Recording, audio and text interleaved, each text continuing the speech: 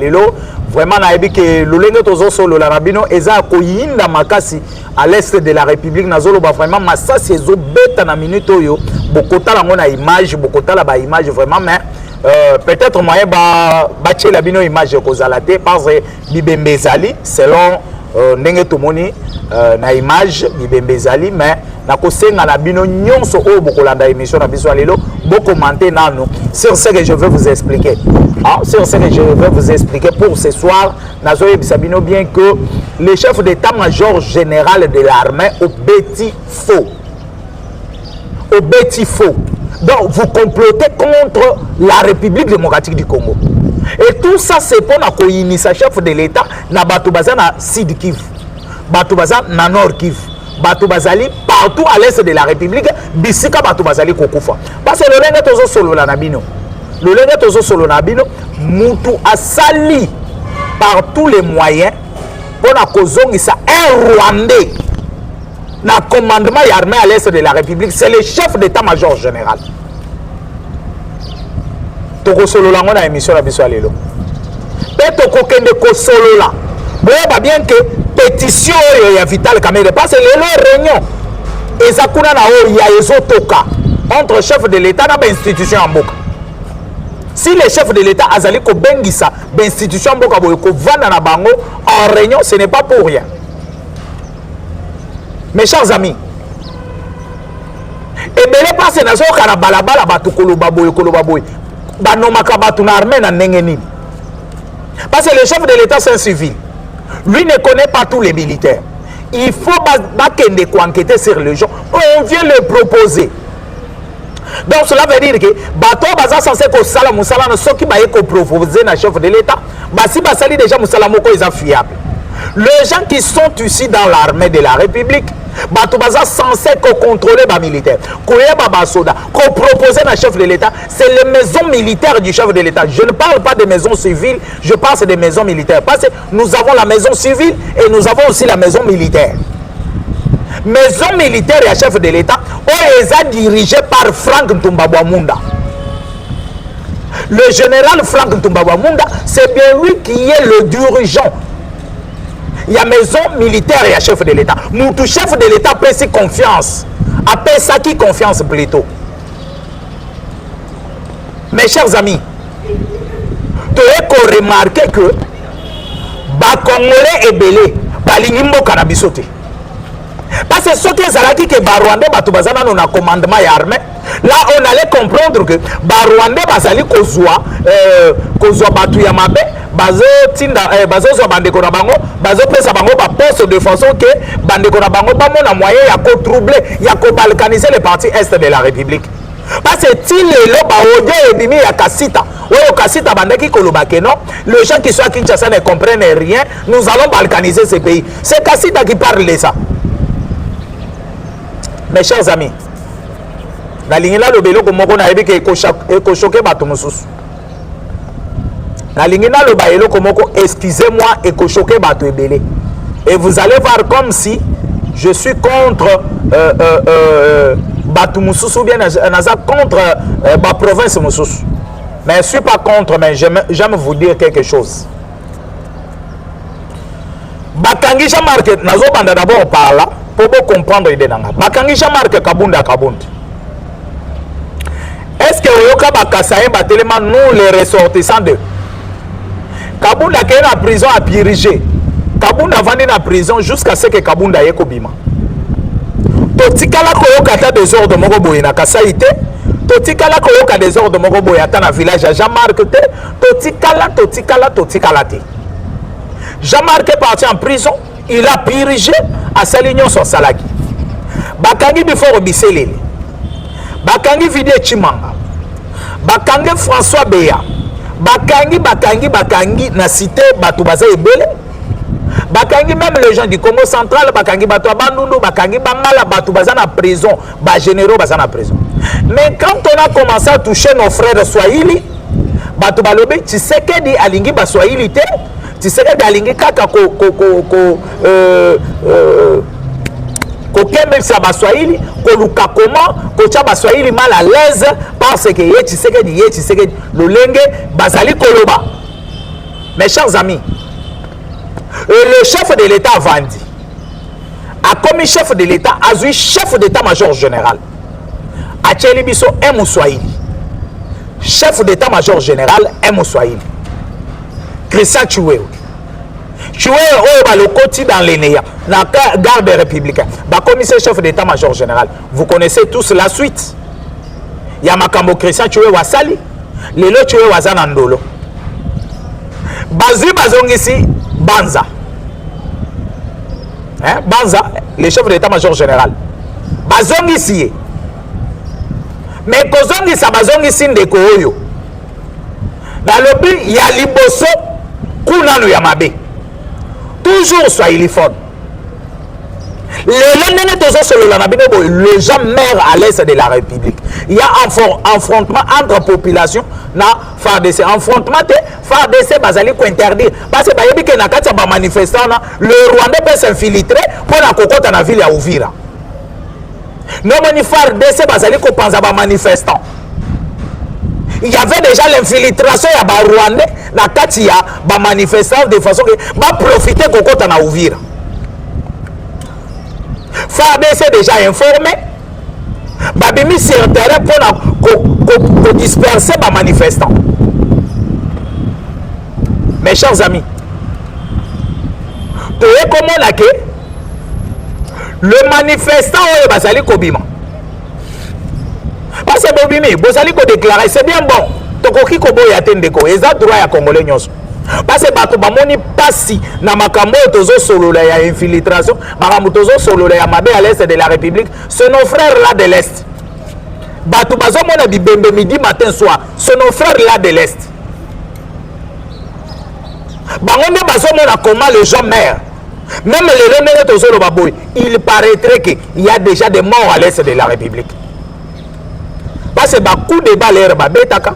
Et koki ko beta o beti dans le vide mais kuna eke ozo mutu bandeko nazo yebisabino bien que makambo ezo kende mabe et celui qui est à la base ya makambo c'est le chef d'état-major général et je vais vous expliquer pourquoi yende mutu aza à la base. Mes amis, na yebisaka bino tout le temps que et Rosalie contre le peuple congolais au croisé na yo. Si vous êtes contre le peuple congolais au croisé na yo. Mais ce qu'on allez appuyer le peuple, vous allez pour le peuple congolais, mes chers amis, na sibino bien que Moutou à côté les meilleurs Zalate. Au moins Christian Chiwewe Wazalaki. Je suis parmi bateau bakumisa Chiwewe na gestion naï. Mais era baby singa pe na baby sinaï. Era baby singa pe na baby sinaï. Et c'est comme ça. Mais lorsque comme on a que non, le chef d'état-major, en comprenant mieux que Barwandais, Bazali sous mettre dans Boka Nabiso, et surtout nos frères qui sont à l'est de la République, Bakoki condima nomination, il y a un Rwandais qui est armé. Ce qui troisième zone de défense. Bakoki condimate. Ouvrir na minute on a zoé bisabino que eza cible ya ba M23. M23 baza na kati ya ko cibler ouvrir. Non moni même ba boy manifestation et koki ko sale maté. Ce qui peut-être bandeko na biso baza na ouvrir bazo comprendre te. Ouvrir eza cible ya ba M23. Mais comme maison militaire et chef de l'État bazo sala musala bien. Le chef de l'État a jugé mieux de commencer à travailler peut-être directement avec le chef d'état-major. Tant que le chef d'état-major va trahir toujours, n'est pas trahir. Beko, le chef de l'État est soldat na lobaki. Chef de l'État va même baya canaliste, baya ko proposer. Oyo akende na poste, boyo akende na poste. Donc le chef de l'État a déjà sur na ba service au bazo ko pesa biloko wana basi ba traiter makamonyoso. Ils a déjà bien traité. Le chef de l'État a zui les noms appelés Yakasita. Yokana no kombo na Kasita déjà c'est un nom swahiliphone. Photo ya général Bapesi ya congolais. Zoka Kasita rwandais. Je me pose des questions. Nani Akenaki comme le chef de l'État photo a même les peu comme Moutouane. Selon les informations, il paraîtrait que Moutou a même mis photo na Combo, c'est le chef de l'État-major général. Et le chef de l'État, le Lengue Ayebi Basodate, il a posé sa signature. Bazu Moutou Batindi à l'est de la République.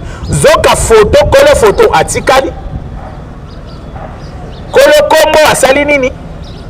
Akeko s'est présenté dans l'est de la République. Il paraîtrait que le monsieur n'est pas encore à l'est de la République. Il paraîtrait qu'il n'est pas encore à l'est de la République. Est de la République en ébullition. On ne peut pas accepter qu'un Rwandais nous dirige l'armée ici. Ah oui, on comprend maintenant que non. Il y a un Rwandais qui veut diriger l'armée à l'est de la République. Il y a un Rwandais qu'on vient de nommer à l'est de la République. Et le chef de l'État surpris que le monsieur photo va même les Congolais. Comment les gens de l'Est peuvent taxer le monsieur d'un Rwandais? Et le chef de l'État est rayé comme une photo et à Kassita. Le chef de l'État dessus du chef d'état-major général. Dessus. Nazolo va bien dessus. Parce que le chef de l'État se pose des questions. À quoi qu'on travaille pour la honnêteté pour l'armée. Parce que dans l'armée des places Rwandais va s'infiltrer qui va vendre des misisa. Le chef de l'État se pose des questions.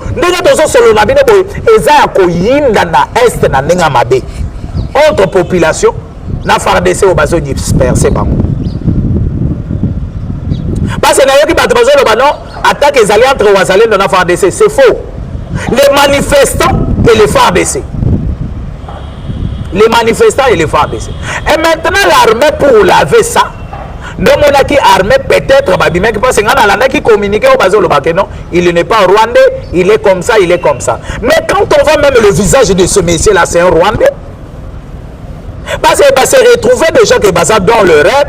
Il fallait maintenant pas le comment comme ça la communication moko qui apaiser bateau. Mais bateau mon Kassita, les gens de l'Est qui connaissent bien des Rwandais nous dit que c'est Kassita, c'est un Rwandais. Mais les photos que vous avez amenées chez les chefs de l'État, ce n'est pas les photos d'un Rwandais. Qu'est-ce que vous voulez, Bandeko? Bokoki koyoke la Bandeko est tata mawate. Vous voulez toujours le Kassita Lobaki na vidéo il faut que l'Est soit balkanisé. Vous voulez toujours balkaniser l'Est de la République. Vous voulez toujours balkaniser l'Est de la République. L'armée. Vous voulez toujours balkaniser l'Est de la République, je vous demande. Mes chers amis, au Bozola Nangana Est, Nazaliko Senga Binobo Chanase. Parce que le chef de l'État a déjà convoqué le chef d'état-major général. Il a déjà convoqué Kassita. D'ailleurs, moi, je ne trouve pas que Kassita a un dossier. Le problème, Mouto a même qui combo ya Kassita. Et pas chef. N'a pas problème. Parce que a même combo Mouto a une identité na bien. A même combo Mouto a une origine na bien. Et c'est celui-là que le chef de l'État peut ordonner, même on peut même l'arrêter. Pourquoi pas même les tuer? Parce que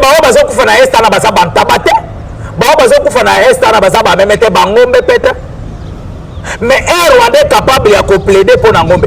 Talent de quoi nanani c'est qui? Moïse Nyarugab. Alors que FARDC babomi 5000 ngombe. 5000 ngombe na oyo nini na mboka nini na Minembwe. Alors FARDC babomi 5000 ngombe. Lui regrette pour 5000 ngombe, mais nombre de personnes au babomi à l'est de la République, Moïse Nyarugab ne regrette pas. Azo regretté tes nombre de personnes au Bakoufi à l'est de la République. Lui est en train de regretter le nombre de vaches au Koufi na est de la République. Mes amis, l'armée, on peut donner confiance dans Nani. Donc, tous les officiers supérieurs et armés, donc vous êtes des traîtres.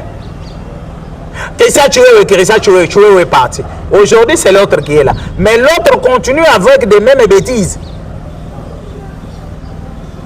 L'autre continue avec des mêmes bêtises.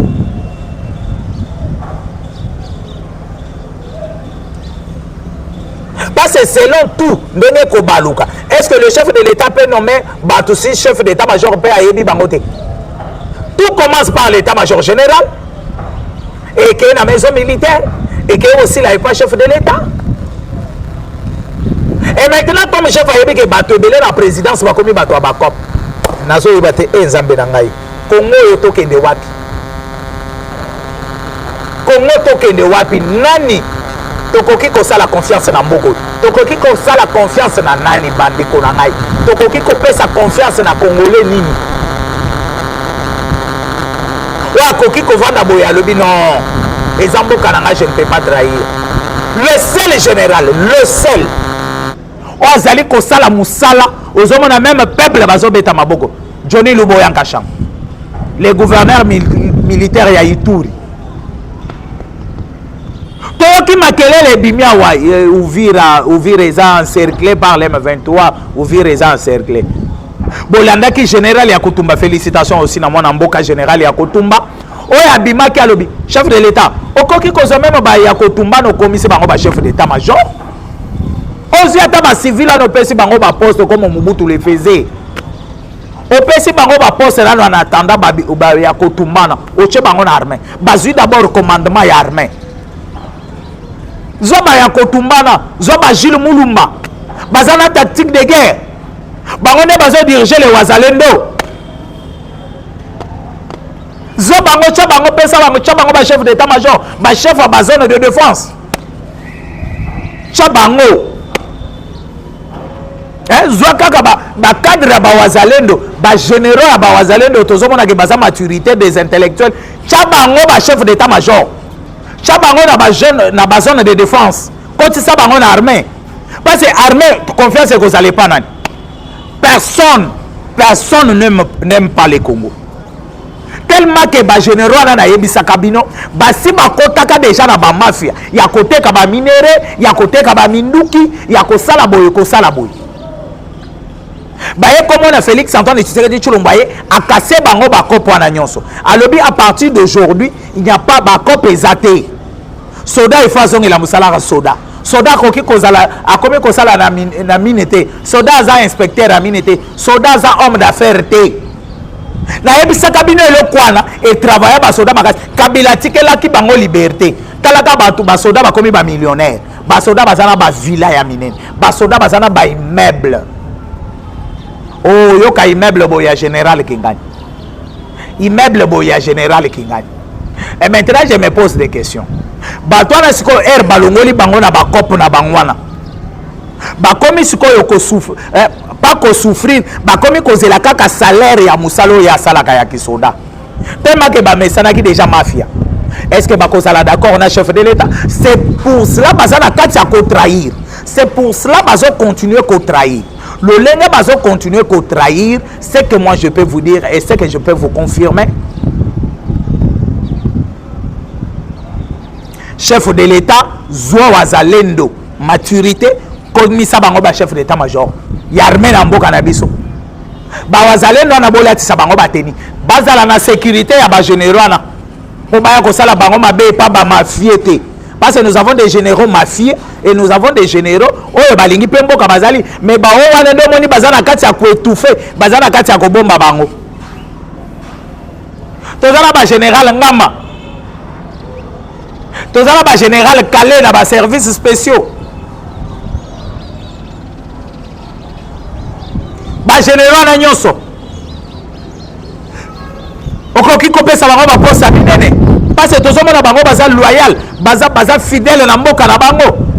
Baza loyal na drapeau ya mboka. Général ngama yewana. Frank Tumba Munda cha songi ti. Ba généraux tout oyo bazalaki na confiance ya kobundela mboka. Frank Ntumba Munda afilistra bango na kofinga bango na kobimisa bango lokwa biloko moko boye devant ye et tout ça pour atikala na ba mafie pour ba continuer ko sala makambo bazo sala na est de la République. Ya komema ba kombo ya ba Rwandais mais photo ya ba Congolais.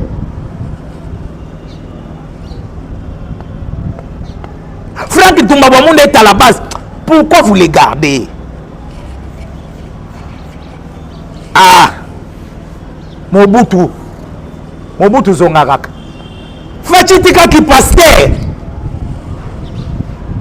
bato baso continuer buzo ba passe bazo mona ke oza trop bon na bango oza trop bon na bango soki bamoni 5 6 babeti bango masasi awa ata na triomphal awa le reste bakozonga na nzela le reste bakozonga na nzela nalobi le reste bakozonga na nzela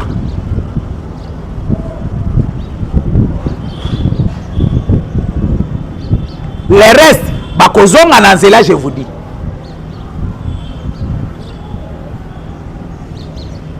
mes chers amis nalobi bien que ce qui totali fachi makambo ekotala ngo lisusu na miso te il faut leur montrer qu'on en armée le plus vite possible pour l'armée celui qui trahit on va le tuer trahison traîtrisme na armée tokokende nango ti wapi parce que ba traître nyonso bazana ba institution mboka biso peuple to aussi là na bango mais dans l'armée il faut ba soldat bino pe ba soldat et rozomo na général na yo ata pesa ko ba $200 ba $500 mais yo siko bandeko na yo bazana est toi un jour okolongwa na ceinture na yo ba kotindo pe kuna na est ako trahir ro ndenga zo trahir pe kaka ba o bazakuna ako trahir ro kaka lolenga zo trahir ba o bazakuna lelo tala siko journal lelo na lobi eza ya koyinda na est na ndenga mabe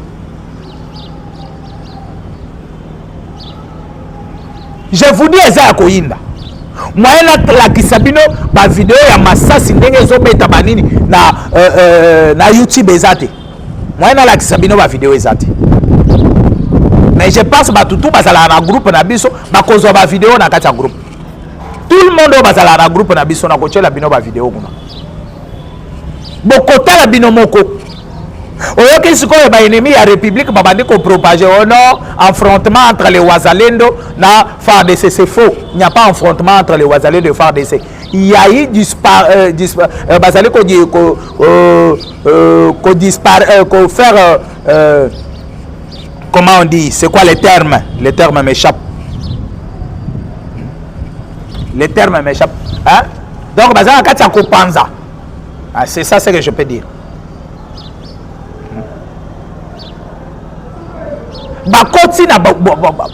Mes chers amis, tout ça, traîtrisme et coquille aussi la namboka na bisoté. Traîtrisme et coquille aussi la té. Aucun n'est là-bas politicien, il y a des traîtres. Bas ministre, des traîtres. Là-bas institution en boka, là-bas assemblée nationale, baboy, il y a des traîtres. Au finish. Les chefs de l'État zoa ba Wazalendo oyo baza maturité chabango armée peut-être les choses peuvent changer parce que Wazalendo a cause confiance il y a via pas sur amoni à l'est de la République il y a bibemba bande konayo amoni à l'est de la République il y a pas sur bande konayo ba moni ba tata na ba lali na bazam peut-être qui orphelin atikala de père et de mère azala kanan de côté il va prendre conscience maintenant de travailler sous les drapeaux de la République.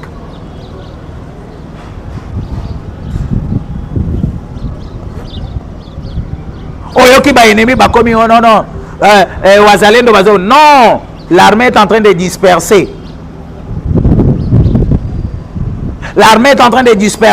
le manifestant parce que nakata ba manifestant selon les informations que l'armée bazoui eza que il y aura des infiltrés rwandais pour na bakota siko et ça la lokola ndenge sala ki na Goma na Bukavu ba rwandais bazo kota na front kuna ba mususu baza déjà na kati ya ville do moni na Uvira balobi nyeti.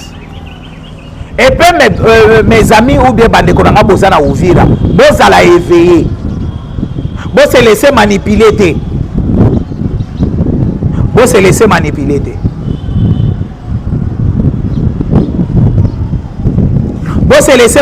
te je vous dis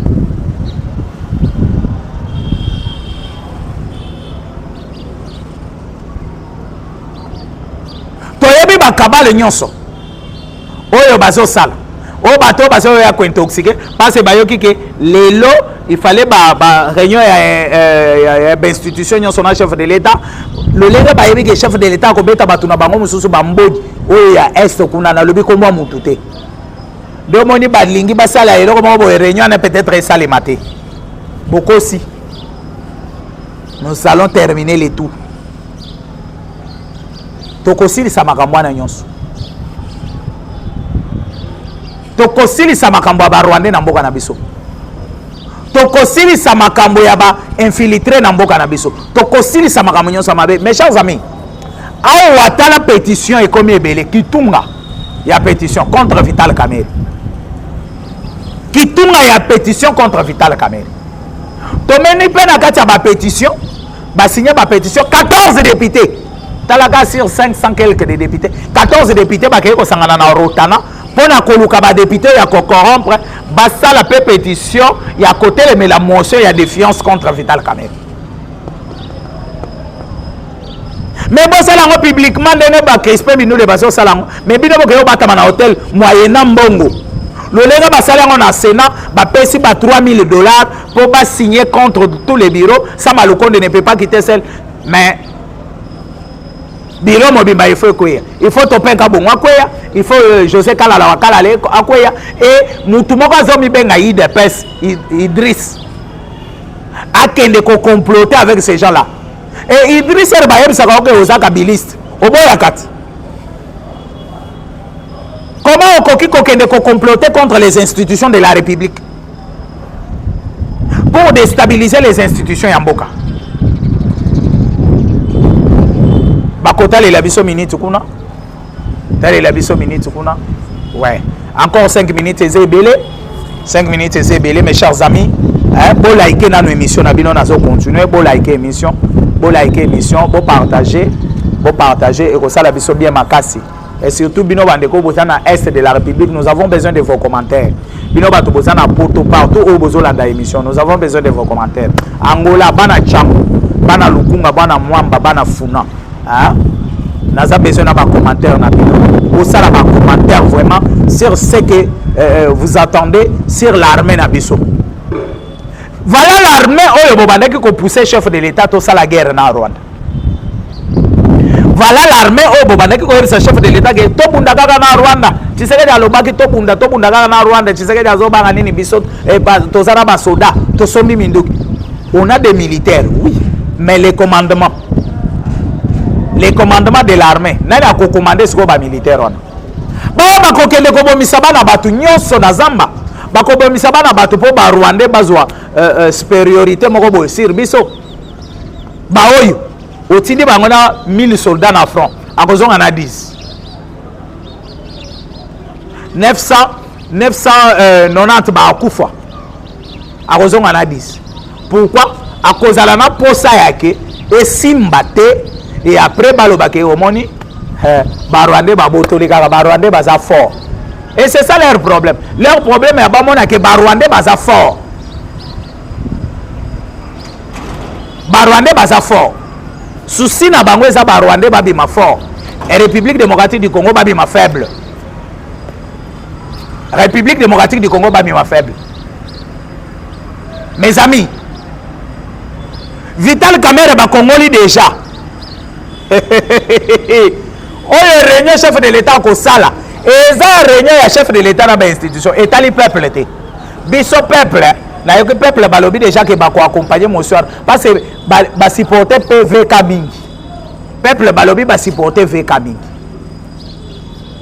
VK na yebisa kibino eloko biloko azali ko sala na ya comme si FCC cache kufate FCC cache pe ezala ki de FCC M23 nani INC FCC parce que IDPS alongwa INC batikala alliance wana ya INC etikala. Mes chers amis, nazana suka émission nanga Est de la République, les manifestants, il n'y a pas de guerre entre Ouazalendo et FARDC, c'est faux et rage faux. Il y a les manifestants oyo bazali koboye à présence ya général Kasita oyo bakei ko proposer na chef de l'État kombo ya Kasita kombo ba congolais photo ba présenter chef de l'État photo ya congolais mais muto oyo ba nommé oazana kombo na un Rwandais. Et je me pose des questions nani amemaki kombwana. Il paraîtrait que c'est le chef d'état-major muto akei ko proposer na chef de l'État. Ayebi que chef de l'État yebi ba soldat nyonso te.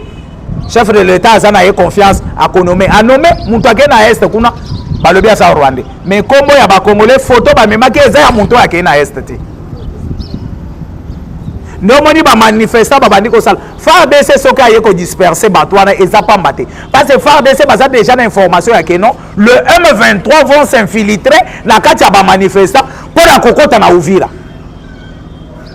et le lenge M23 ba kokota na Uvira na kati ya ba manifestant nde omoni bazali ko panza ba manifestant mais na ba nde omoni ba incident ezali kokweya.